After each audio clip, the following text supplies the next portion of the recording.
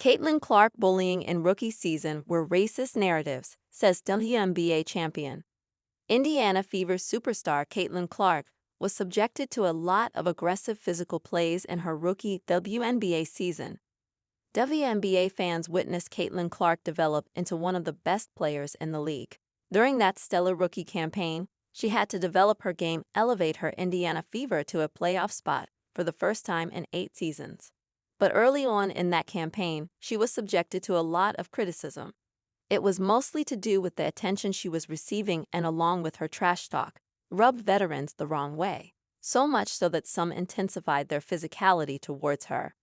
The one that started the discourse was when Trinity Carter body slammed Clark.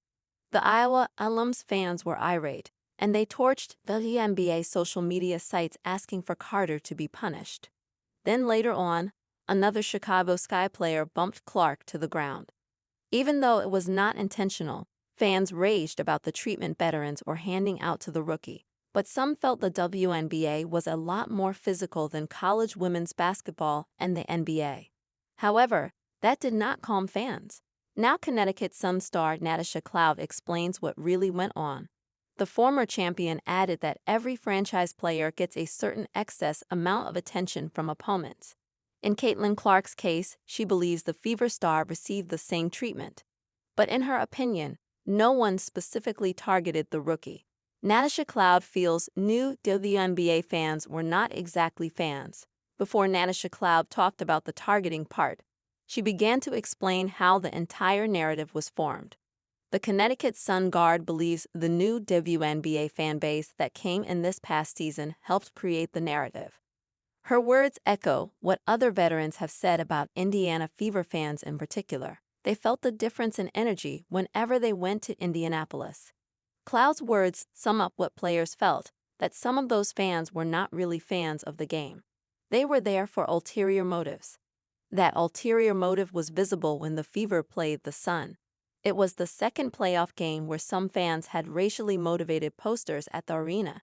Considering it was election campaign season, all that boiled over to sports. Caitlin Clark will start practice with Indiana Fever teammates in April.